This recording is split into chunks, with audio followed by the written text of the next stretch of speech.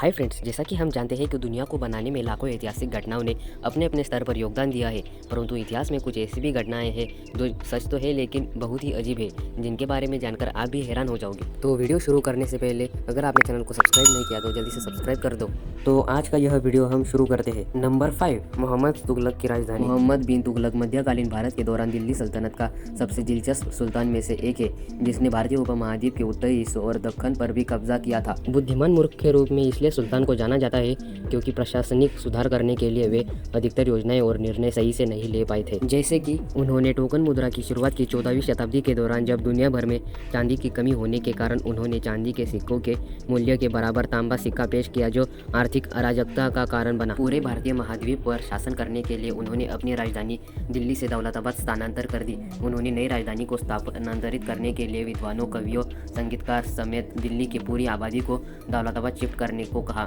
जब तक लोग दौलताबाद पहुंचे, मोहम्मद बिन तुगलक ने अपना मन बदल लिया और नई राजधानी छोड़ने और अपनी पुरानी राजधानी दिल्ली जाने का फैसला किया। स्थानांतरण राजधानी की योजना पूरी तरह विफल रही थी। नंबर 4, द्वितीय विश्व युद्ध के दौरान रूस पर हिटलर का आक्रमण।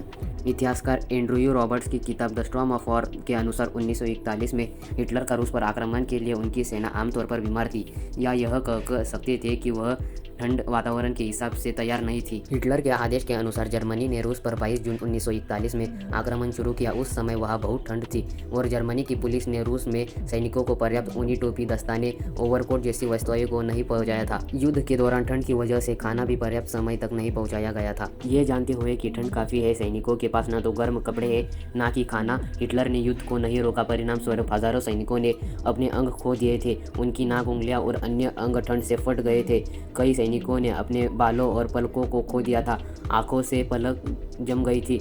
इतना ही नहीं, सैनिकों ने इतने दिनों तक भूख से लड़ते रहे और अंत में हार कर उन्होंने अपनी ही घोड़ों को खाना शुरू कर दिया था। इस युद्ध को हिटलर की बड़ी गलती माना गया है। नंबर 3, मैथाइस गैलस का इतिहास। मैथाइस गैलस एक सैन्य कमांडर थे जिन्होंने 1637 में अपनी सेना को बिना किसी भोजन के एक बंजर भूमि में मार्च करने का आदेश दिया था। उसके ज़्यादातर सैनिक भूख से मर गए थे। उन्होंने 1638 में अपनी सेना को उसी बंजर भूमि में फिर से ले जाने की गलती को दोहराया था। 1635 में गैलस और उनके सैनिकों ने जैबुकेन को जब्त कर लिया। उन्होंने 3 महीने तक शहर पर कब्जा कर लिया। आखिरकार भोजन खत्म हो गया और सेना भूख से मरने लगी। गैलस द्वारा अंतिम गलती 1637 और 1638 में हुई थी।